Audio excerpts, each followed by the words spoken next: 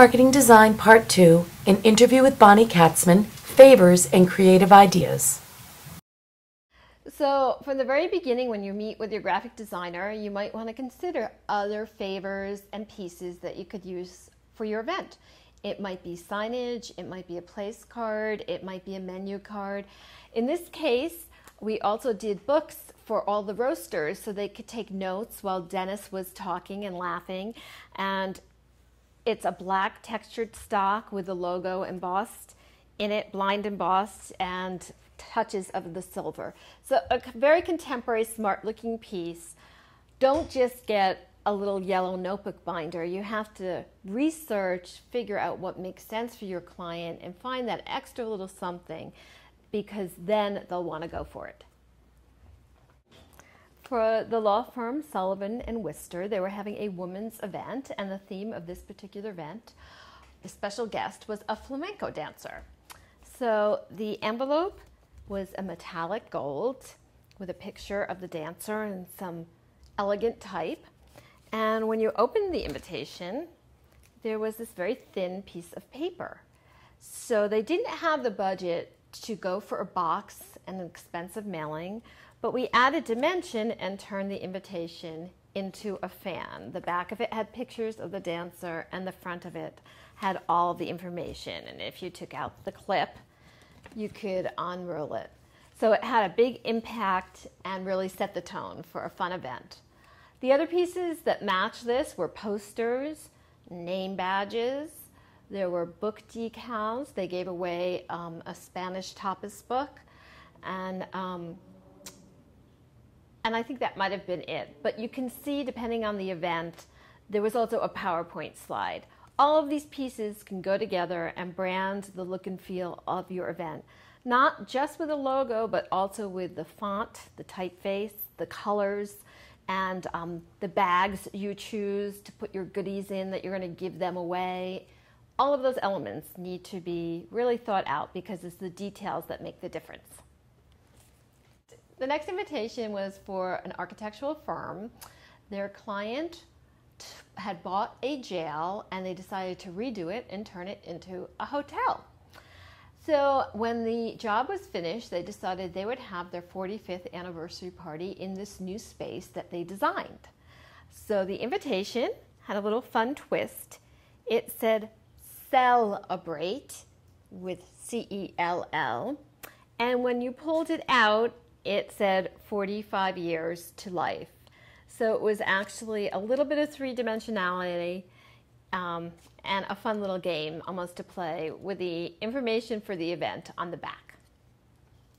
Okay.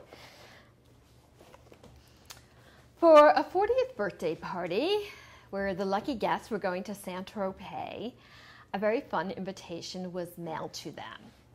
And this box went out looking like international, overseas, airmail, VIP box. It said right on the front. And when you opened it up, inside was your passport to Saint-Tropez, and also really bright, fun luggage tags that you could use on your trip. The inside of the passport had a twist. It wasn't a conservative passport as we typically know them.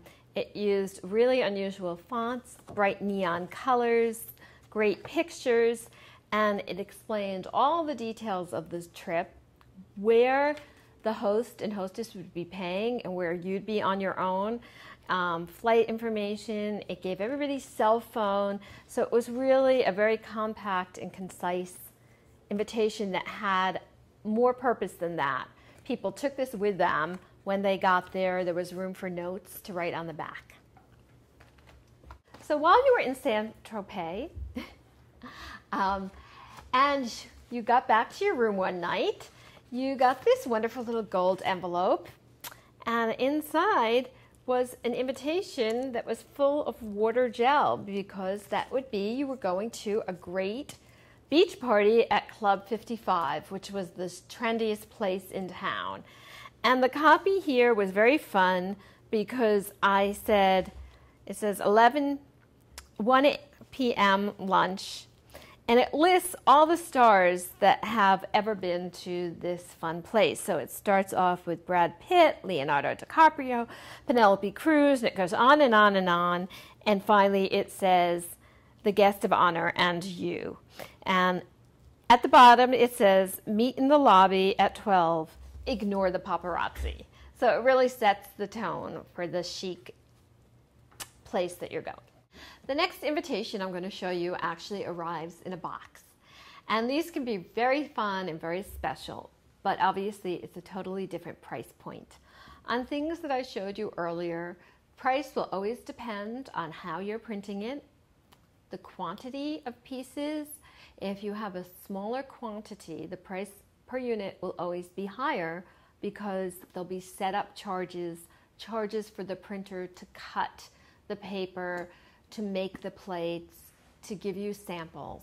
So as you go up in price, as you go up in quantity, the price will go down. Many of the printed pieces can be anywhere from $4 or $5 or $6 a unit up to $15 a unit, depending on the types of paper you use and the quantity that you're doing. The mailing is usually a standard first-class postage, but if you're mailing something that is a square, you have to up the postage. If you're mailing a wedding invitation, for instance, usually a little bit thicker, sometimes there's a little booklet or RSVP in there, you're going to have to bring it to the post office and weigh it because those are going to also be more postage. Even if it's light but thick, you still have to look at the guidelines for the Postal Service. So when you get into a box invitation like this, you're going to be talking $25 and up per unit. And of course, the cost of mailing is going to vary from state to state because the postage in the U.S. postal system has different rates for closer and further away. So it really is not going to be the same rate everywhere. So when you bring them to the post office, you have to be very careful and make sure you have the correct postage for the state you're sending it to. So this was for an anniversary, a 75th anniversary. And we did a custom stamp that had a retro radio. And here's a fun couple at the drive-in and polka dots to pick up the old-fashioned trend. And on the cover you can see it says Howie and Elaine's, I'm sorry, it's their 50th anniversary. They'd be really old if they were 75. And it says Howie and Elaine's 50th anniversary memory box. And this is the logo that was used throughout the event. And when you opened it up, inside was little miniature 1950s menu, but instead of being a typical menu, I had the client supply me with all sorts of old photographs from their wedding and high school dating, and the copy said starters and side dishes and main course, and under each of these were different items that you needed to know how to dress and attend the party. So at the back it said a la carte, casual attire, no gifts please, get ready for fun. It came with a little candy cigarette and a fun little 1950s car convertible, which is very similar to the one they had in high school. And a fun twist was to put the RSVP card. It's held in here with a little magnet bottle cap. And it says, today's specials includes an appetizer of jokes or laughs, a side dish full of fun and surprises, rolls, and 2 drinks. Yes, we would like a large serving of fun with extra gravy on the side. So sorry, but we're on a strict diet and not eating out. We'll take a rain check. And the hostess told me that she received many phone call RSVPs because people did not want to part with their little RSVP card. They wanted to keep this all intact. And so to me, that was a fabulous compliment. And it shows you that when you do something that's very special, people love it, they get excited, they set the tone, and they even keep it as a keepsake. And it's really giving your guests a little gift.